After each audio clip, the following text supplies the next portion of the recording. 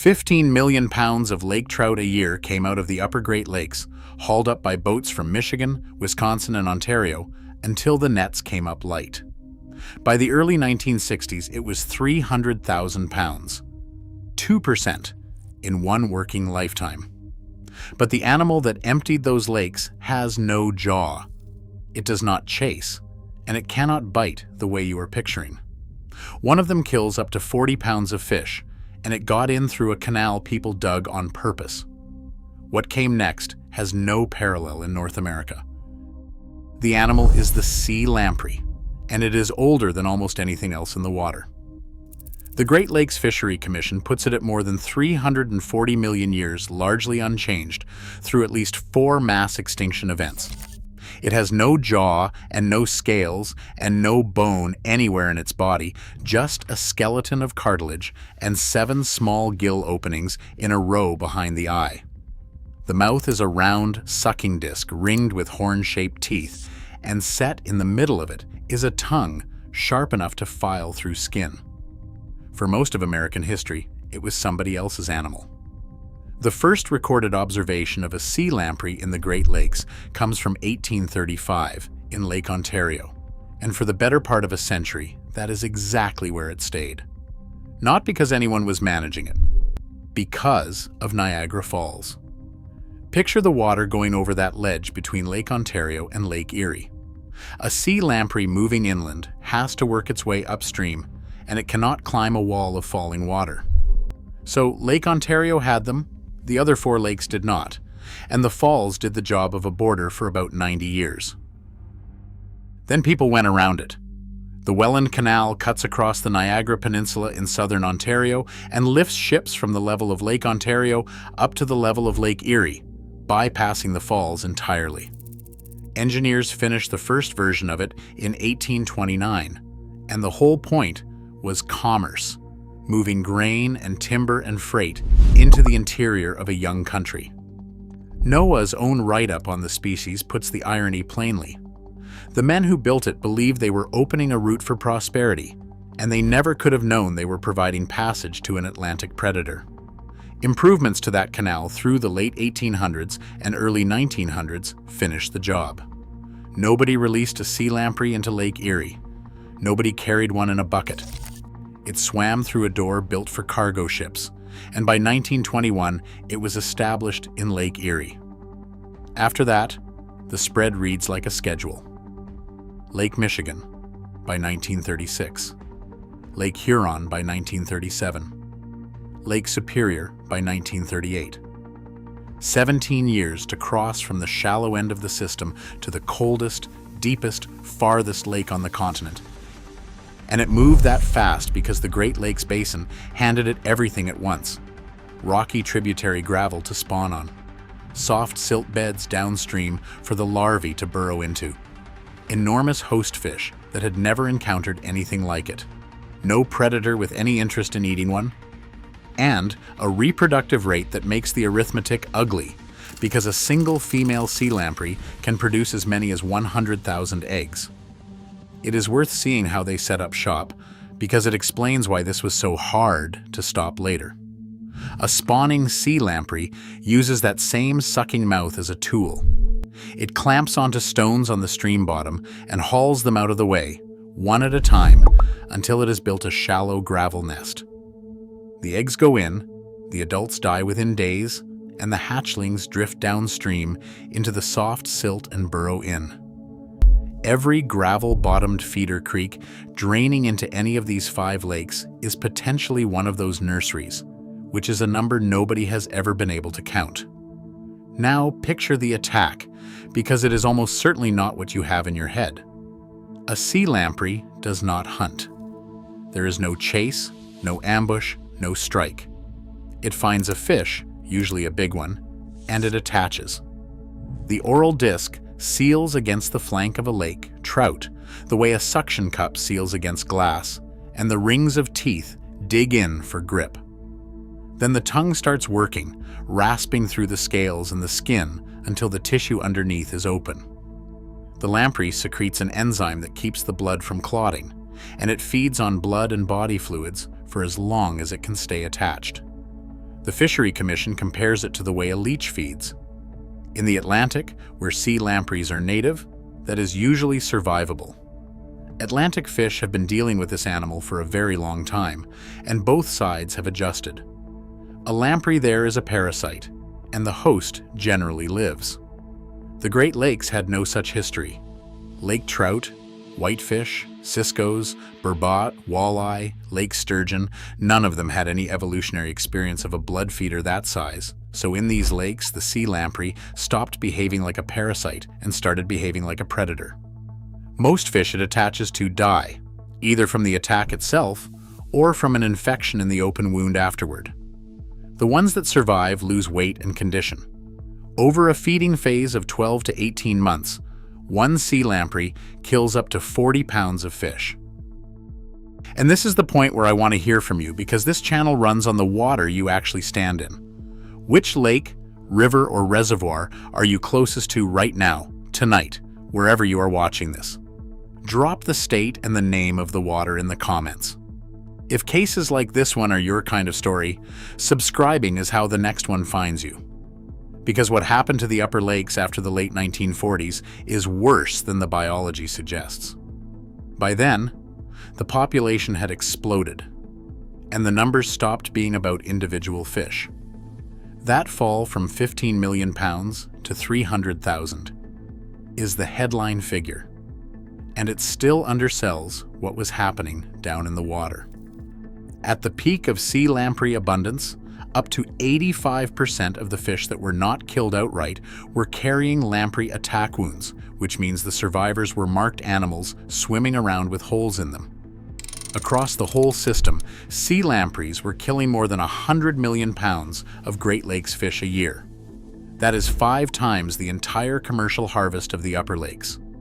What that looked like above the waterline was fishing tugs tied up at docks in Michigan and Ontario, fish houses closed, and towns built entirely around a catch that was no longer coming in. Tens of thousands of jobs went with it. A way of life that had run for generations on the same water ended inside about 20 years. The damage did not stop at the fish being eaten either. Wilkie's review lays out the chain reaction. Take the large predators out of a lake, and the small fish they were eating stop being controlled. Alewife and rainbow smelt, both introduced species themselves, went off like a population bomb through the middle of the century. Alewives die in enormous synchronized waves. The review notes those die-offs became a recurring event on these lakes, with the dead fish rotting along the shoreline and feeding the nutrient problems the water already had. At the time, that got blamed on pollution. It was partly the downstream consequence of an animal the length of your forearm taking out the fish that would have been eating those alewives. Now here is the part that should not have worked, and it is the reason this animal deserves more respect than a horror story. A sea lamprey is an ocean animal. Its normal life runs in 3 stages. It hatches in a river and spends years as a blind larva buried in the silt, filtering detritus out of the water.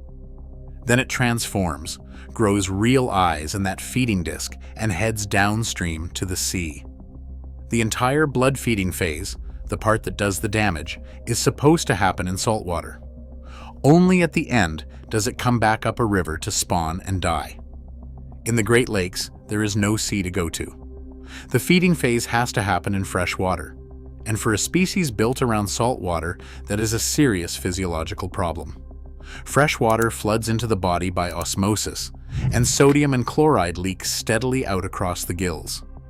Drop most marine fish into a freshwater lake, and they are dead inside a day or 2. A 2025 review by Michael Wilkie of Wilfrid Laurier University, published in Frontiers in Fish Science, works through why the sea lamprey was different, and the answer is not that it evolved something new in the Great Lakes. There was not enough time, and there were not enough founding animals for that. The evidence points instead to abilities the species already had before it ever entered the system. Wilkie calls it facultative anadromy, which is a technical way of saying that the sea lamprey could complete its entire life cycle in fresh water if it had to, and simply had never needed to. Then, There is the detail that makes this a different story than the one everybody tells. Wilkie's review argues that feeding itself may have helped the lamprey hold its salt balance in fresh water. A lake trout's blood carries sodium and chloride at concentrations close to what a sea lamprey needs in its own body. So every meal the animal took delivered the exact salts the lake was leaching out of it, right alongside the calories. The behavior that emptied the fishery was helping the animal survive the freshwater problem at the same time.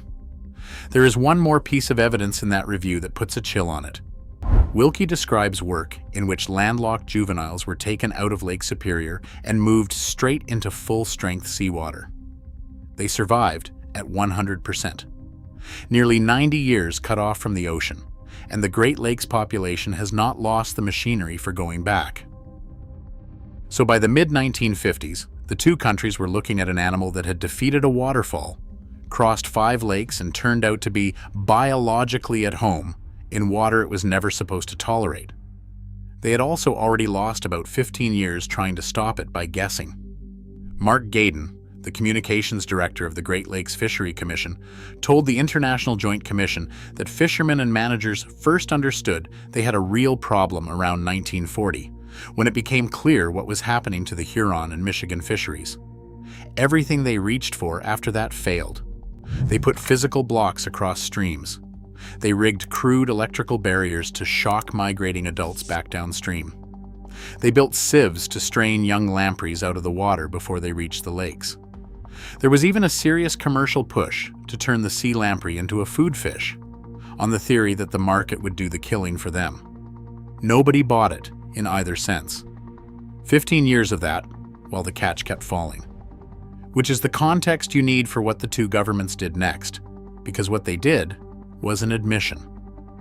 Nobody knew how to fight this animal yet, and finding out was going to be a permanent line item in 2 federal budgets. In 1955, Canada and the United States signed the Convention on Great Lakes Fisheries and created the Great Lakes Fishery Commission, a binational body with one blunt job. The mandate was to eradicate the sea lamprey from the Great Lakes. That mandate failed. The sea lamprey has never been eradicated from the Great Lakes and almost certainly never will be. What the commission built instead is the thing worth knowing about, because it is the only one of its kind on Earth. The breakthrough came out of the Hammond Bay Biological Station on the Lake Huron shore of northern Michigan, where scientists working under the U.S. Fish and Wildlife Service started screening chemicals in the late 1950s. The requirement was almost unreasonable. They needed a compound that would kill sea lamprey larvae in a stream while leaving the trout, the suckers, the insects, and everything else in that same stream alive. They tested more than 6,000 compounds. 2 of them worked, and the main one is called TFM. What makes TFM work is the lamprey's own body. TFM disrupts energy metabolism, and sea lampreys carry unusually low levels of the enzymes other fish use to clear that kind of compound out of their systems. At the concentrations applied in a stream, a trout processes it and lives. A buried lamprey larva cannot, and it dies before it ever develops the mouth that kills fish. The compound breaks down within days and does not build up in the food chain. It has been in use since 1958, which means this is not history. The Fishery Commission publishes the list of streams it is treating this year on its website, by name. If you live anywhere in the Great Lakes Basin, go find out whether your creek is on that list. Tell me in the comments what you find. I want to know how many of you are living next door to this program without knowing it. Subscribe if you want the rest of these, because the next thing this program had to solve was the half of the life cycle that TFM cannot touch. The larval stage is the vulnerability the whole program is built on. A sea lamprey spends years, in some streams as long as a decade, lying blind and immobile in the silt of a tributary before it ever reaches the lake. For that entire window, it is sitting in a known location a crew can reach with a truck. The rest of the program works on the adults, and it comes down to a simple constraint. To reproduce, a sea lamprey has to leave the lake and run up a river to gravel. It cannot spawn in open water, and it is a poor jumper. So, the Commission and its partners put low-head barriers across tributaries at strategic points. A trout or a salmon can jump one of those. An adult sea lamprey cannot. Other streams get trap and sort fishways, where everything moving upstream gets funneled through a channel. Native species continue on, and the sea lampreys are lifted out. Those traps take up to 40% of the adult population out of a stream in a season, and the count they produce is how the program knows what it is dealing with year to year. About 200 Great Lakes tributaries get treated on a rotating cycle, roughly every 3 to 5 years. Before a treatment, crews release a bright tracer dye upstream and time how long it takes to appear at sampling points downstream, so they know exactly how the water moves and where it slows behind a beaver dam. During the treatment, automatic samplers pull water at set intervals, and agents adjust the concentration in real time. A single application runs 48 to 72 hours, sometimes a full week on a large system, with people standing in the water the whole time. And the newer work goes after the animal's senses. Sea lampreys navigate almost entirely by smell.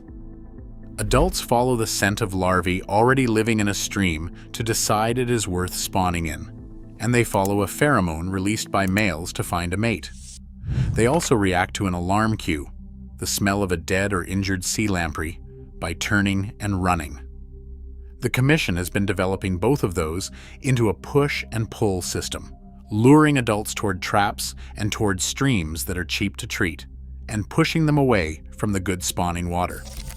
The Commission has also tried sterilizing male lampreys in the St. Mary's River between Lake Huron and Lake Superior, releasing them to flood out the fertile males so that a whole season of nests produces nothing. 70 years in, the Sea Lamprey Control Program has cut sea lamprey populations by more than 90% from pre-control abundance across most of the Great Lakes. The fish being killed each year went from about 103 million pounds down to under 10 million. Lake trout, whitefish, and the rest of the native community got enough relief to start rebuilding. The Great Lakes fishery today is valued at more than $5 billion a year. It supports more than 75,000 jobs, and over 5 million people fish those lakes every year. Set that against the rest of the ledger. There are more than 180 non-native species established in the Great Lakes Basin. Zebra mussels, quagga mussels, round gobies, alewives, all of it. The sea lamprey is the only one of them that is controlled basin-wide, and according to the Commission, it is the only example anywhere in the world of a successful aquatic vertebrate pest control program operating at the scale of an entire ecosystem. Every other large aquatic invasion in North America ends with the invader absorbed into the system. This is the one that got pushed back.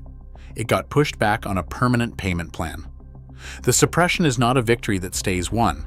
It is a machine that has to run every single year. And if the treatments stop for even a short stretch, the population comes back hard. Elevated abundances take years to knock down again and set fishery recovery back by decades. So when you hear that 90%, understand what it describes. It describes what this year's cruise bought. And the animal is not finished. Wilkie's review makes the point that the same features which let the sea lamprey take the Great Lakes may keep it comfortable in a warmer one. Its larvae tolerate water into the low 30s degrees Celsius and show very little sensitivity to the temperature they were raised in, which is the physiological signature of a species that does not much care what the thermometer does. The lakes are warming, and nothing about that is a problem for this animal. So, the next time you are standing in Great Lakes water, think about what you are looking at. The surface off a beach in Michigan or Wisconsin or Ontario looks the same as it did in 1955. And it looked the same then too, while the fishery underneath it was going to nothing. None of it was ever visible from a boat. The fishery emptied out underwater nobody could see into, and it came back the same way, on a timescale nobody standing on shore would notice. That is the part I would take away from this one. The sea lamprey itself is an ordinary animal doing exactly what it is built to do. in water that never prepared for it. The unusual thing in this story is the response. The only aquatic invasion this continent ever actually pushed back is the one where two countries agreed to pay for the same unglamorous fieldwork every year for 70 years without ever getting to stop. And the lamprey is still down there, in the silt, in a couple of hundred creeks. The only reason the water under your feet is not the water of 1960 is that somewhere upstream, this summer, a crew and waders stood in a creek for 3 days with a hose and a dye pack, doing it again.